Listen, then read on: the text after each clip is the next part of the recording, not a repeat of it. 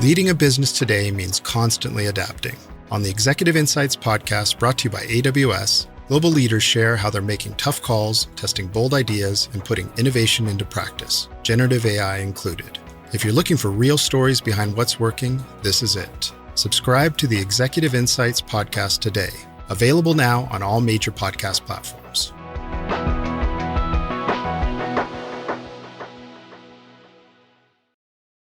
This episode is brought to you by Progressive Insurance. Fiscally responsible, financial geniuses, monetary magicians. These are things people say about drivers who switch their car insurance to Progressive and save hundreds. Visit progressive.com to see if you could save. Progressive Casualty Insurance Company and Affiliates. Potential savings will vary, not available in all states or situations.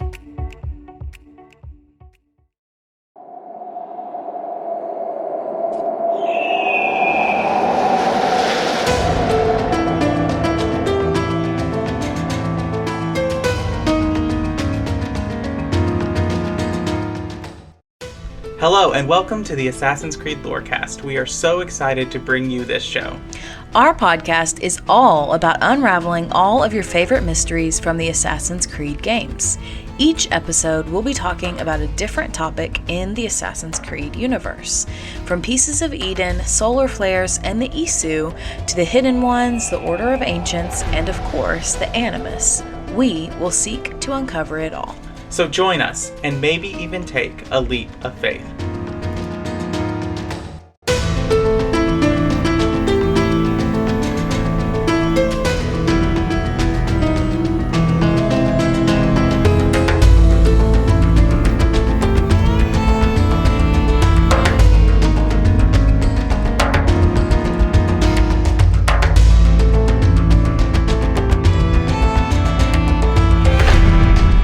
Hello and welcome to the Assassin's Creed Lorecast. My name is Shelby, or She-Cup, and we are back with another character deep dive.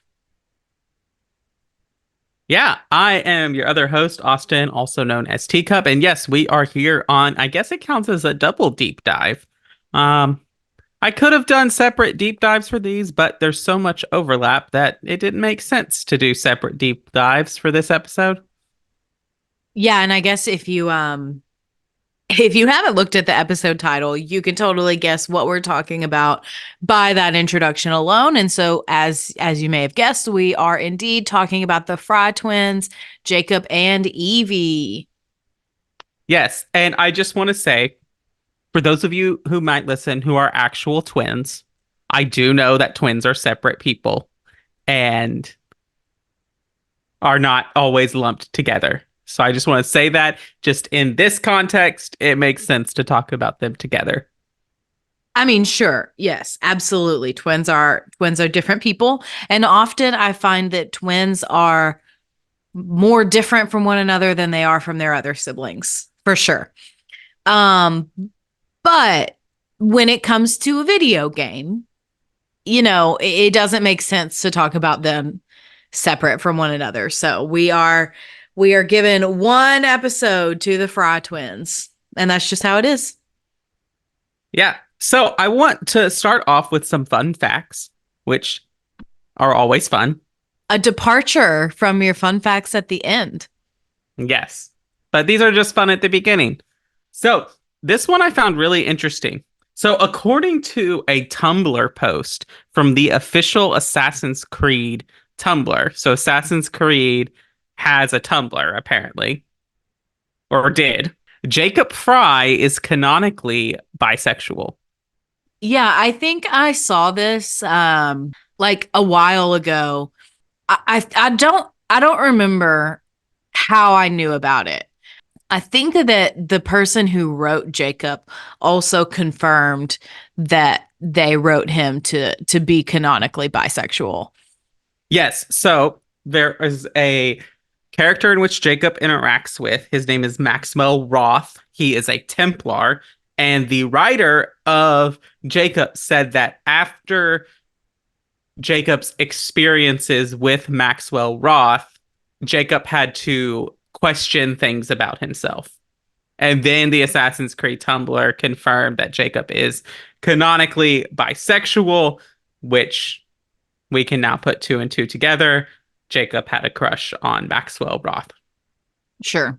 I think that this is fine to have in the game. I haven't played the game, so I can't attest to whether or not this is very like Dumbledore retroactive, like we're just going to say that for the clicks, or if this is actually fair to the character. I can't say that because I haven't played the game, and so I don't feel like it's fair for me to really have an opinion on that. But what I will say is that I do think representation matters. And I think that while there are definitely some ways that Assassin's Creed and Ubisoft as a franchise, like they all need to improve, I think that Assassin's Creed has done fairly well for a game series that started in 2007. Like the first character we play as is a Muslim. You know, they have pretty good representation of different races. And while, yes, there are things that were offensive, things that are we can grow on, and definitely a lot of ways to improve in terms of female representation. I think Assassin's Creed does a fairly good job about representation, and so I don't see this as that out of the box, especially given what came later with Odyssey and Valhalla, especially in the amount of LGBT romances that we have in those two games. Yes, definitely. So Jacob Frye with this is the first Assassin's Creed character to be explicitly named as not straight, like by Assassin's Creed themselves. Now we all have hypothesized about, Ezio or Edward or all these other people who give off, we're speculating, but this is the first one that Assassin's Creed has stated. Mm-hmm. And Syndicate is going to have a lot for first because Jacob and Evie are the first dual protagonists of a game. Now, they're unique in a way because they are the only protagonist who both take a unique role in the story as playable characters. So, like, Eivor, you just choose which gender representation you want to present as. Alexios versus Cassandra, all these come after Syndicate, so Syndicate would be the first. The only other, like, dual protagonist would technically be probably Haytham and Connor, but I don't really consider Haytham a protagonist of that game. Yeah, I think that's fair. But Jacob and Evie are the first dual protagonists and the first to take that they both play a role in the story. It's not like you're choosing one path or the other. Both of them have unique experiences that experience in the game. They're the first to do that. And then Evie is the first female protagonist of a main Assassin's Creed title. Now, when I say main, I'm not including Chronicles, I'm not including Liberation. And then, so just last little fun facts, both of Evie and Jacob's names are biblical in origin, which I think is interesting. Jacob's biblical name means to grab the heel, and Evie is a variation on Eve, which just means life. Okay. Again, haven't played this game, so I am asking this as a question. Every single Assassin's Creed game deals with a piece of Eden in some way. So I find it interesting that Evie is named, after Eve from the Garden of Eden. And so I'm just curious if there's anything in the lore and the texts in the game that points to her having perhaps a little bit different of a relationship with a piece of Eden, kind of in honor of those coincidences with the names. Yes, and we'll talk about that as we talk about her characteristics, and you'll see kind of a little thing about that. But I also think it's interesting that Evie, this is another fun fact that I went because I was trying to figure out which one was born first to see if Jacob was actually born second, just like his biblical counterpart. But Evie and Jacob are the only assassins that we know of who are knighted. She is Dame Evie Frye and Sir Jacob Frye. Interesting. So that's another fun fact. That's a free fun fact. Oh, I missed a fun fact. So fry comes from an old English word which means free, which, they like to do these kind of nods, like Ezio means eagle, Altair means eagle, like just all kinds of little nods like that. So again, we have another word for free. These two assassins whose last name literally means free. Yeah, it's interesting. I don't necessarily have any like in-depth thoughts other than that's fascinating.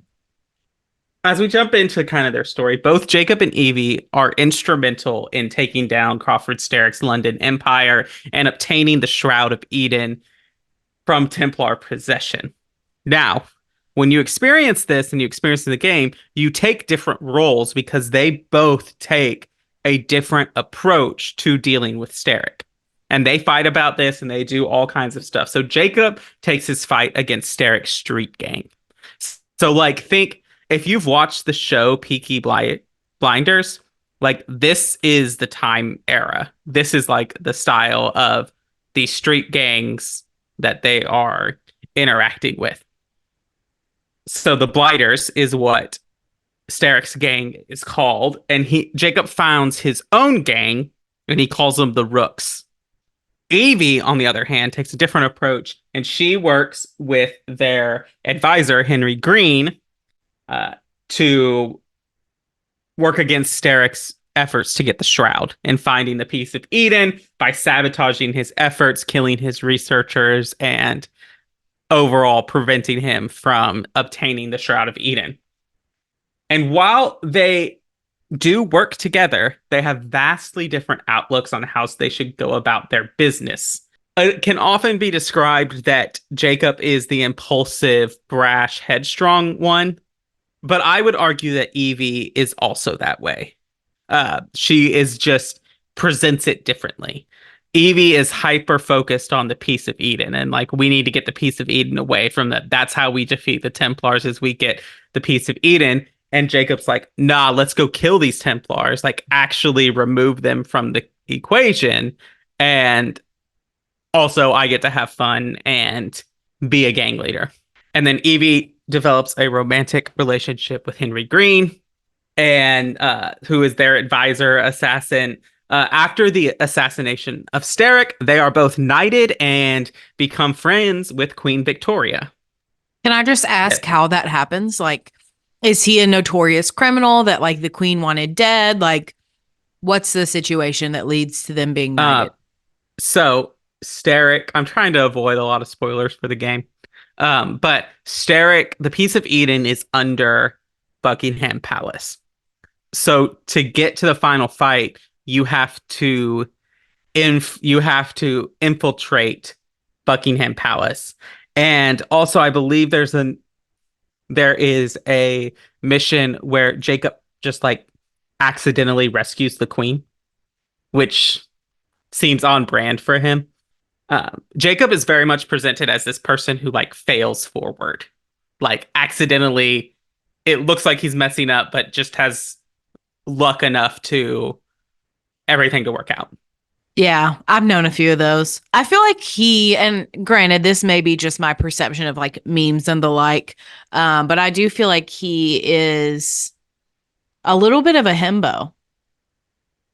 Kind of. I would say that he definitely respects women for someone in the 1860s.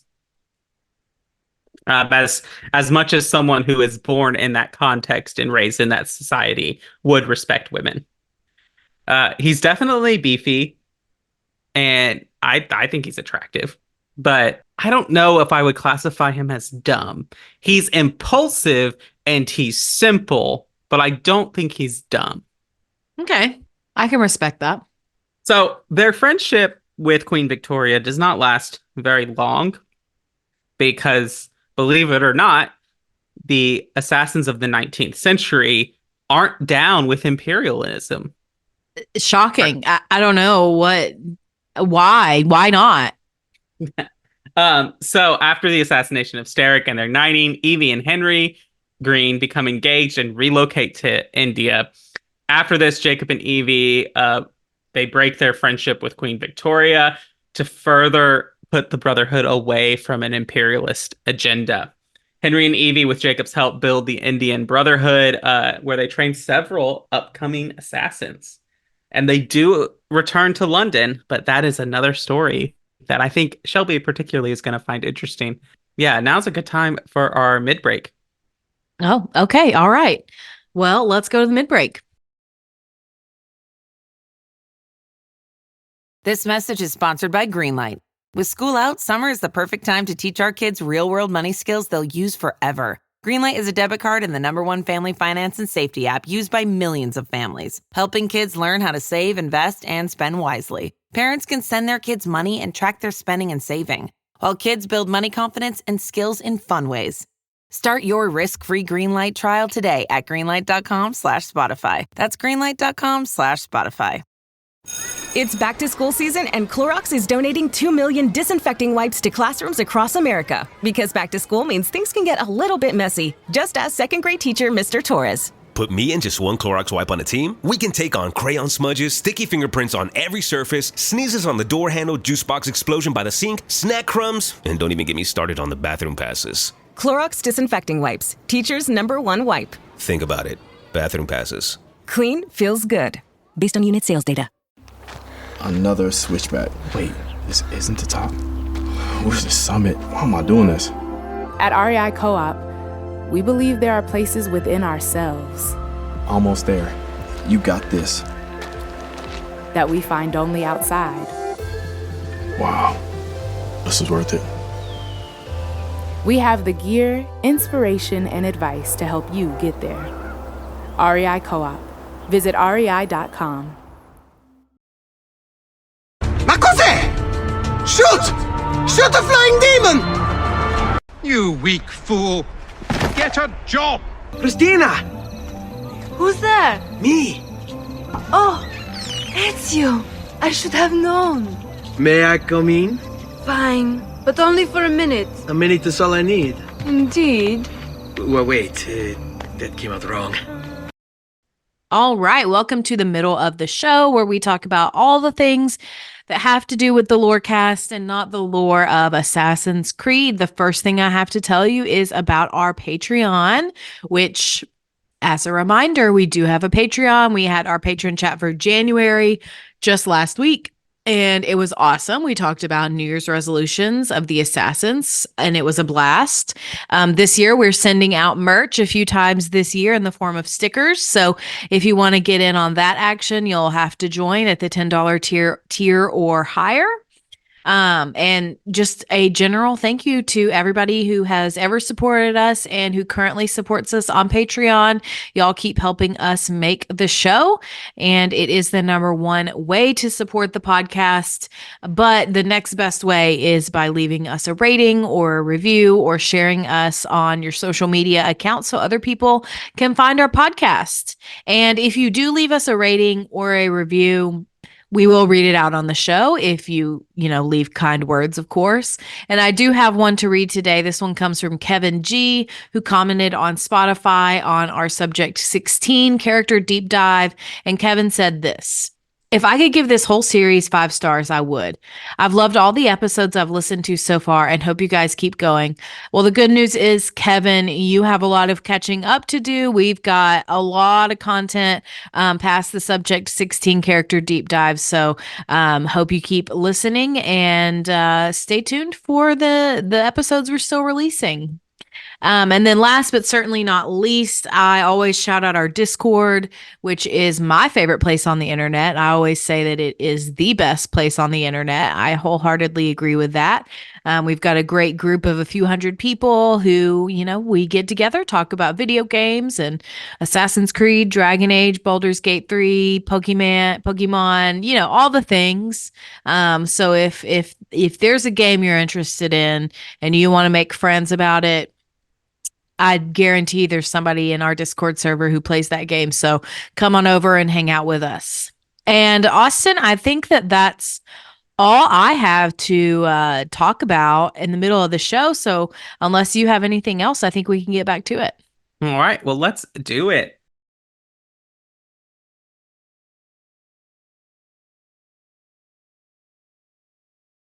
Malaka!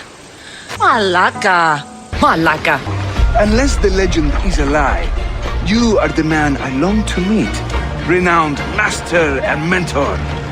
Ezio Auditore de la. Prego. Forgive me. I have a hard time remembering that Italian gibberish. I'll see you all at the selection ceremony, ladies. I especially hope you show up. Let me guess. He's rich.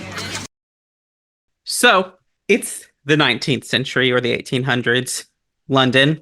It's turning the end of that century, 1888 to be exact. And if you know your British history or your serial killer history, you know that this can often be referred to as the Autumn of Terror.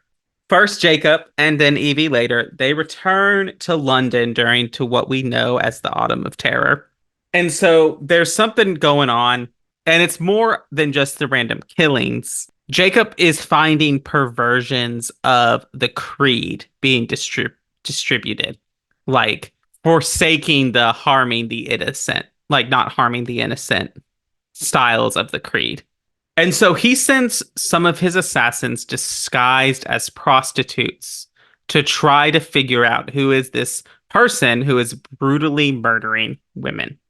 Spoiler alert, none of his assassins disguised as prostitutes come back because they are brutally murdered by a serial killer that is named in game as the Ripper.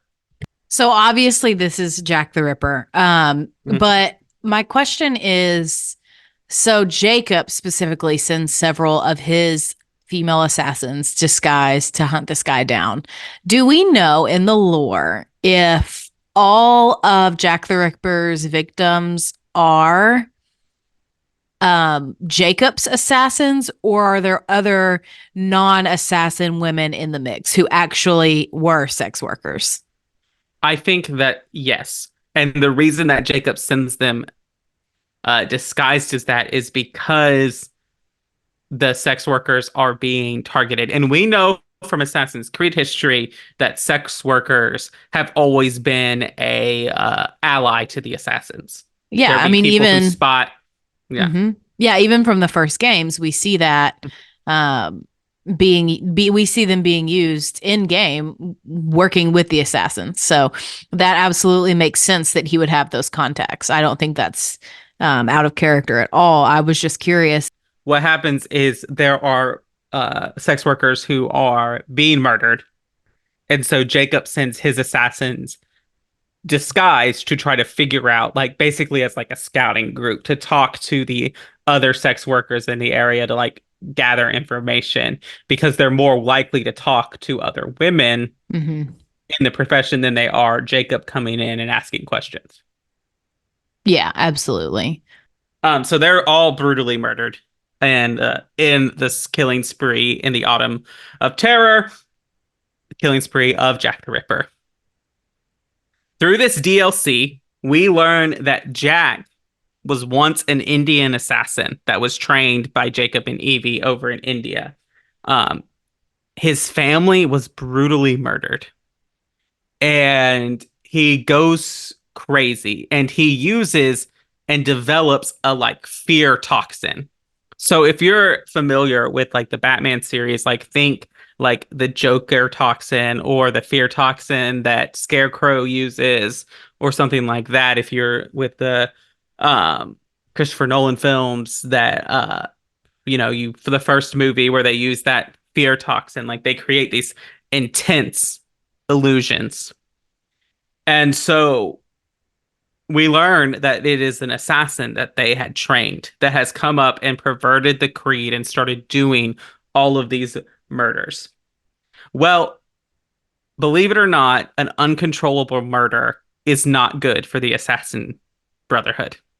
First, Jacob is like, because they're still training the Indian Brotherhood, Jacob is basically to Evie like, you know what? I'll go look in this and hang out. When he realizes that it's Jack, Jacob sends a letter to Evie to be like, you have to come here.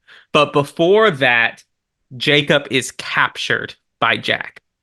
or before Evie can get there. So Evie arrives and she has to find Jacob. And they eventually find them and they learn Jack's identity and who he is. Though they never reveal who Jack was to the authorities. They never reveal his identity to anyone for fear of what the knowledge would do to the Brotherhood in the circles of London and the foothold that they fought so strongly against Derek to establish. I think that's shitty. I do.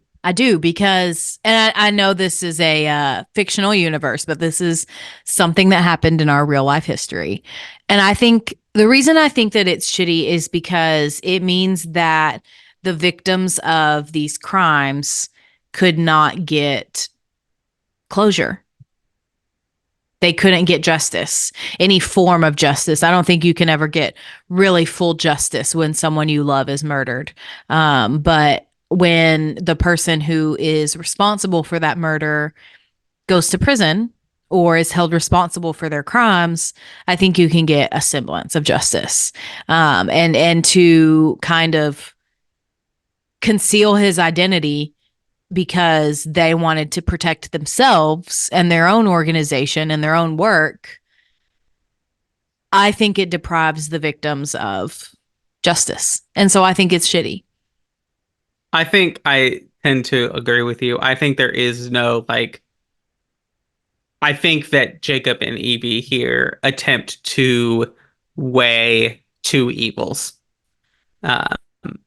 And they choose the one that doesn't compromise the organization that they feel is fighting for a bigger cause than, and I'm not arguing either way. I just am offering what I think is their perspective on this and why they choose the way they choose. Because they're older at this point than they are. They're one of the youngest assassins that we play as. I think Connor technically is the youngest, but they're really close. They're like early 20s, very young, very impulsive. But they've matured a lot in this. But I think that fighting for London to wrestle it from the Templars was not an easy task at all. And they basically walk in, and them and Henry Green are the only assassins that are in the city at all. Mm-hmm. Because they just can't have a strong hold. And the game opens with a letter from Henry Green to the current mentor of the British assassins. And he's basically saying there has not been an evil this strong since Reginald Birch ran the Templars in London. That's pretty significant. And I mean, I'm just kind of two minds on this. Like, I do think that it would have been really hard to make that decision to turn Jack the Ripper in or not. Don't get me wrong. I'm not sitting here saying, oh, it's an easy decision. Like, it's clear what the right thing is. I think it kind of depends on where your priorities are. For me and who I am as a person, like, I am always trying to look out for the little guy. And so that's why I'm saying I think that the victims, that's the person I think that should be the center of attention in this conversation. But for somebody who's leading an organization like the Assassins, the priorities are different. And I think that it also is, I just think in life, it is usually really hard to do the right thing and really easy to do the wrong thing a lot of times. And,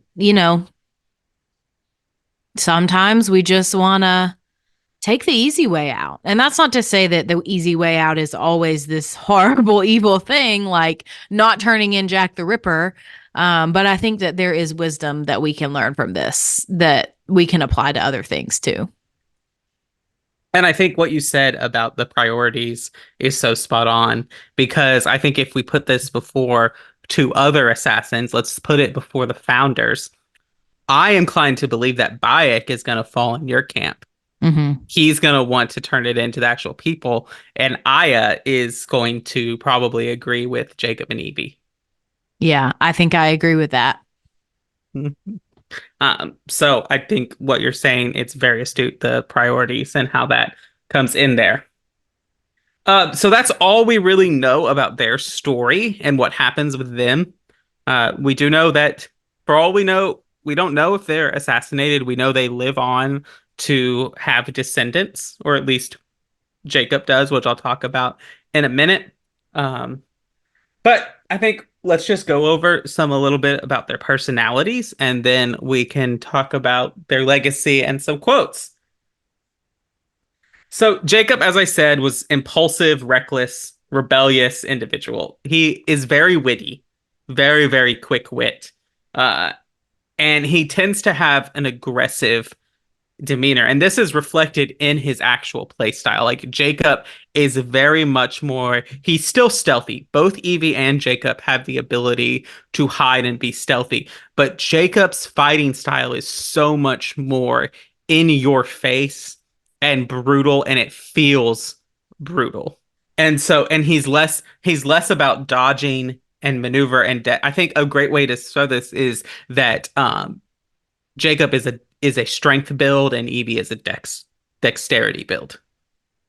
Well, and I think that makes complete sense given this is the 1800s, the late 1800s, the Victorian era, which was an era with extreme gender roles. So like Evie wouldn't have been encouraged to do anything strength based at all in her whole life. She would have had to adhere to some very strict gender roles that, were frankly pioneered by their friend Queen Victoria. So that makes total sense to me. Yeah, I definitely agree with that. And like Evie, of course, is like not, the thing of the helpless damsel. Mm-hmm. She very much comes in from like, she can take down, she can fight with Jacob, she can stand there and be ready for whatever needs to happen. It's just that it's not what she favors. Right. And it makes sense that what I'm saying is that I think it makes sense that she wouldn't be a warrior like Cassandra or Eivor. No. And so while Jacob is born, both Evie and Jacob are born assassins, and whose father was an assassin. They grew up on this strict lifestyle, which Jacob resents. He resents his father as well as his father's teaching, and usually lost his composure when Evie would bring their deceased father into arguments. He did not believe to be like a real big believer in the creed's tenets. Now, I want to argue with this point that like I took from the wiki a little bit, that it's not that he didn't believe in the creed's tenets, because Jacob is very adamant about that. We stick up for the little guy. We do not harm the innocents. What Jacob is lacking is the stick to the shadows, hide in plain sight. He's more upfront and in your face than probably an assassin would be. But if we look at our great assassins that we think, Altair, Ezio, Adewale, all of these people who are heralded as great assassins, they knew when to be in your face. They knew there was a time and the place for killings needed to be public, and they needed to be on display to have effect. They knew when that needed to take place. Yeah, that's fair. And I also think, just to push back a little bit, this little bit from the Wikipedia page does say that Jacob didn't appear to be a fervent believer of the creed. So to me, I interpret that as like, okay, yeah, he may believe in this, but like he's not devoutly holding to every little line of the creed the way some other people do. And so I think you see that very clearly in that, okay, yeah, he's a little bit more of aggressive of a fighter. He's not necessarily involved or interested in the philosophy of it all. He just wants to fight people and end the issue. Right, definitely. And like that's he prefers aggression. He prefers a good fight over sneaking around. Also does not care about the pieces of Eden. Evie and him have lots of conflicts about like, oh, we need to go after the piece of Eden. And Jacob is like, why? Let's just kill the people before they can find it and not worry about it. Mm-hmm.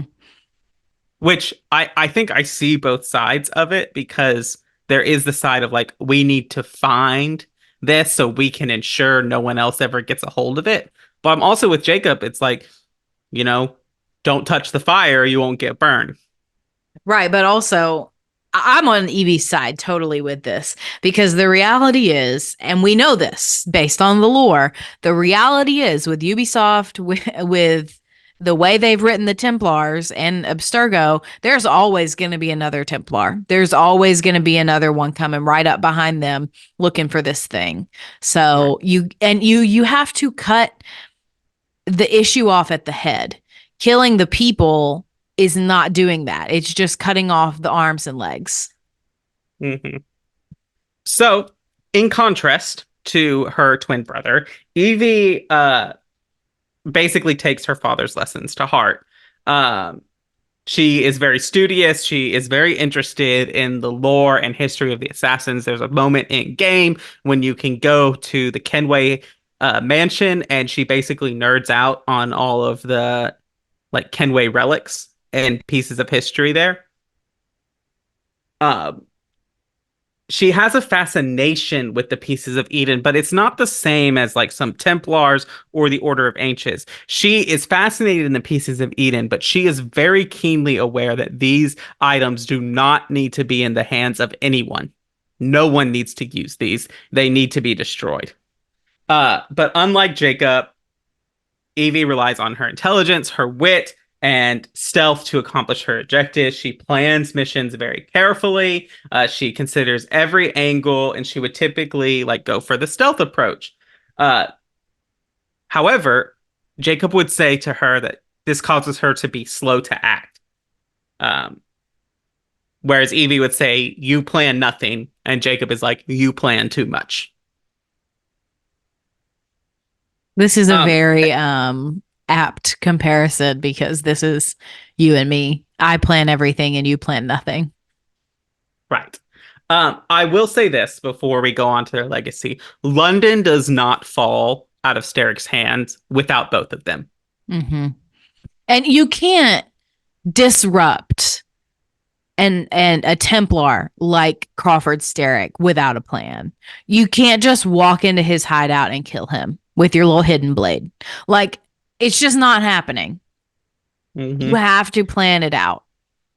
There's a great scene that opens in the game, or like, and Evie's like, what plan? Like, we're going to get our plan. What's the plan? And Jacob shows his hidden blade, and he's like, this is the only plan I need.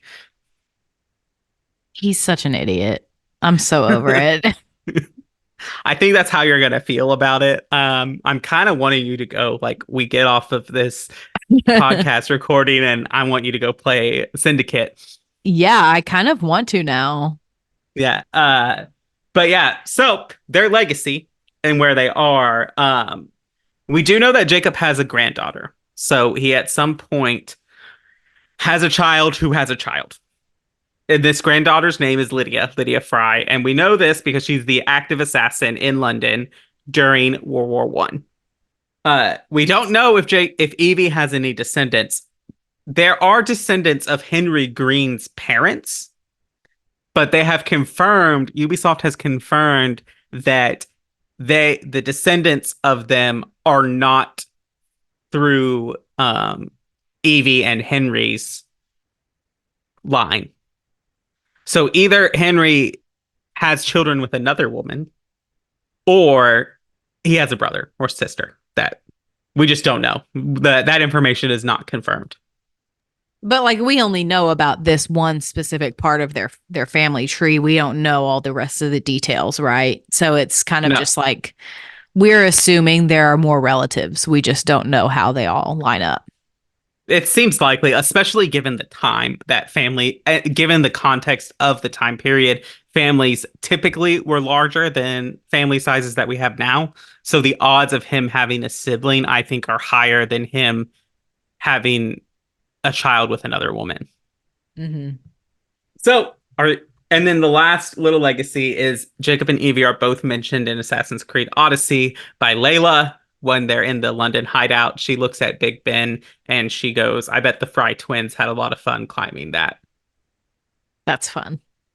Which I will say this, just in general, both Unity and Syndicate as games are stunningly accurate recreations of those cities of London and Paris.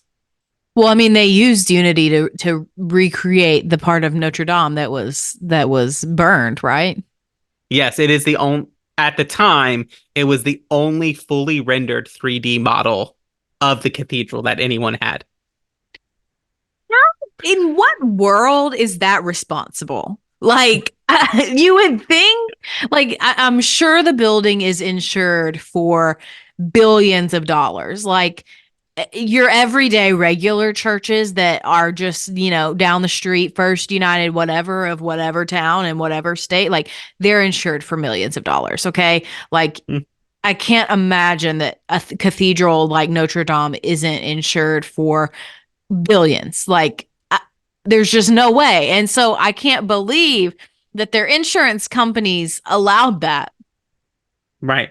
I mean, it's hard to tell because, like, when you do that, but they were like, because, like, it's so old that to, like, probably do it from, like, a constructural or, like, architectural standpoint might be difficult. But the fact that, like, a video game fully recreated this hugely important historical site, right? And it was the only 3D model. But that's one of the great things about, I think Syndicate is a vastly underrated game. I think it is a really well told story. I think Crawford Sterrick is a really good villain. He has a fantastic mustache. And, we love a villain with a mustache. They're not a villain if they don't have a mustache, frankly. I know. But he's up there. As if you listen to our favorite Assassin's Creed villains patron chat, you know that Crawford Sterrick is one of my favorites. But it's a great game. You definitely should play it. You should play the Jack the Ripper DLC. A lot of fun mechanics. You get a grappling hook, which is just a lot of fun. But are you ready for some quotes? Sure. So this one, I think, is just encapsulates everything that is Jacob Frye. And it just says, "I'm no criminal. I just do as I please." That's what criminals say, bud. I feel like Ron Swanson would also say this. Yeah, I just do as I please and I do what I want have the same vibes for sure. Yes.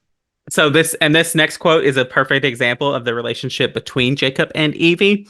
And what exactly will you be doing, might I ask? Evie: "You know very well, tracking down the piece of Eden." Jacob: "Enjoy your studies. I'll be out killing Templars." And this is one Jacob voicing his plans for the Rooks to Evie. "I've always thought of myself as a gang leader, firm but fair. We'll have uniforms, and I'll unite a mix of disenfranchised outsiders under one name. That's it, Evie. We can rally them to our side. I can see it now. We'll call ourselves the Rooks." I want to pause here and just say, is this not what the Assassin Brotherhood just is already? Yeah, I was going to say, I just feel like he wants to be like the leader of the assassins, but doesn't know how to get there. And so he does this instead. Like, it's just, why would he not just start his own, like, what are they called? Like, cell of the assassins? It makes no sense to me. Well, they're not at cells yet. So they're still under the, like, Brotherhood. Okay. So, and then here's Evie, a quote from Evie, because I didn't want to have only Jacob only quotes. So here's one from Evie. "For every mission, there is a right way and a wrong way. Barging thoughtlessly into combat is, more often than not, the latter." I mean, I agree, but also I do, when playing Assassin's Creed, have a tendency to barge into combat. Now, I have to tell you, when you play these games, Unity and Syndicate, and when you play Mirage, you cannot do that. I know. I've already gotten the barging out of my system with Baldur's Gate. Like, I get it. Okay.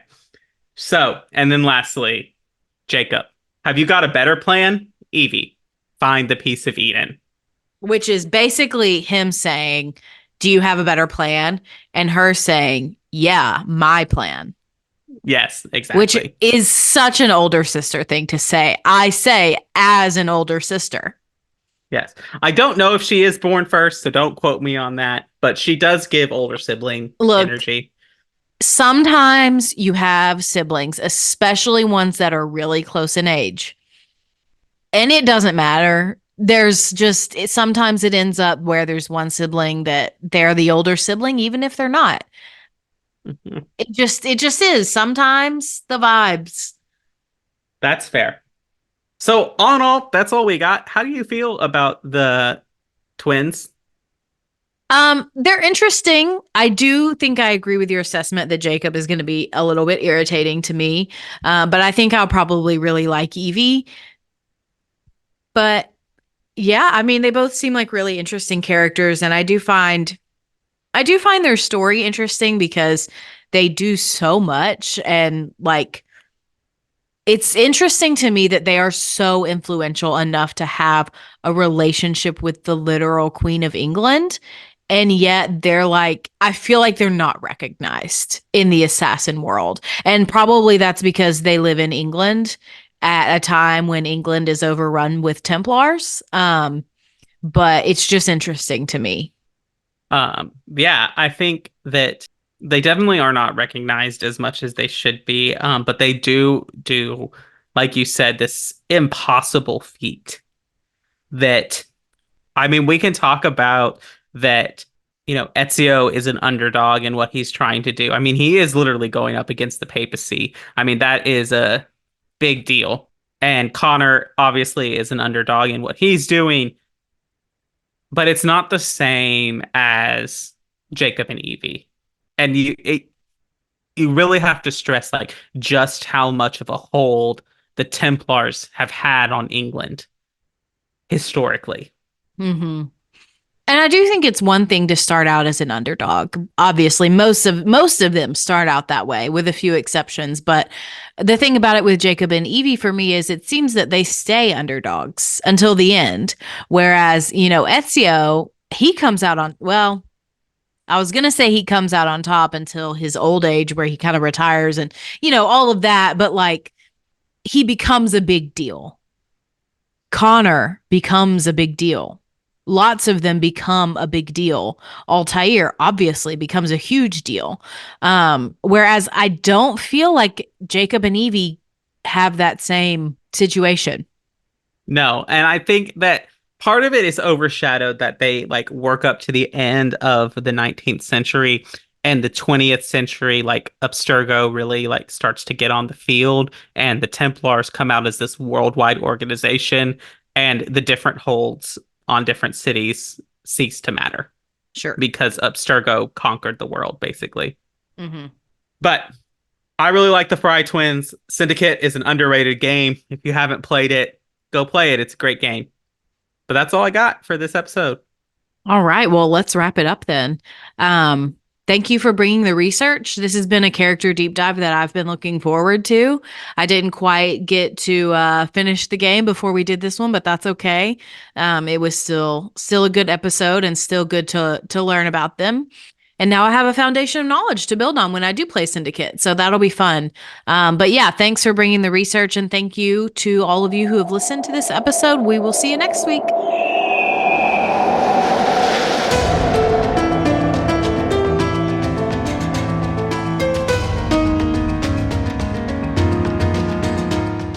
Thanks for listening to the Assassin's Creed Lorecast. You can find us on Twitter at AC Lorecast.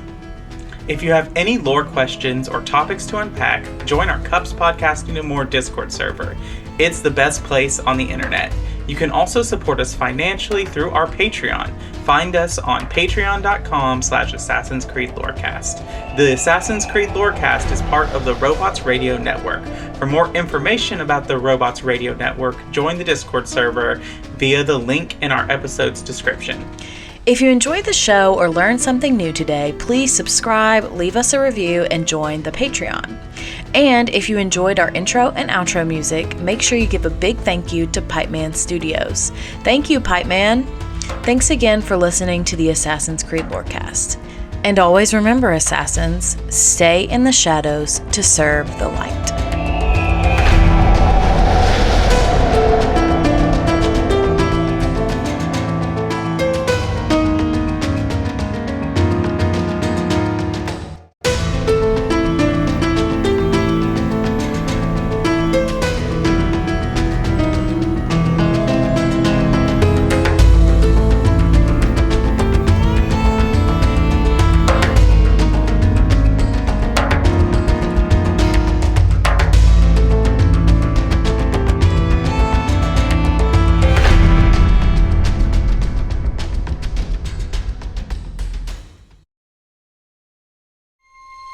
This episode is brought to you by FX's Alien Earth, the official podcast. Each week, host Adam Rogers is joined by guests, including the show's creator, cast, and crew, in this exclusive companion podcast. They will explore story elements, deep dive into character motivations, and offer an episode-by-episode behind-the-scenes breakdown of each terrifying chapter in this new series. Search FX's Alien Earth wherever you listen to podcasts.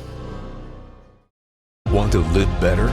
We've got a lot of work to do. Join Chris Hemsworth in National Geographic's new Disney Plus original series, Limitless. Live better now. I'm diving headfirst into cutting-edge science to uncover 3 powerful secrets to living better right now. The growth that occurs through any challenging experience is really what we seek. Chris Hemsworth stars in Limitless. Live better now. Now streaming on Disney Plus and Hulu. It's showtime.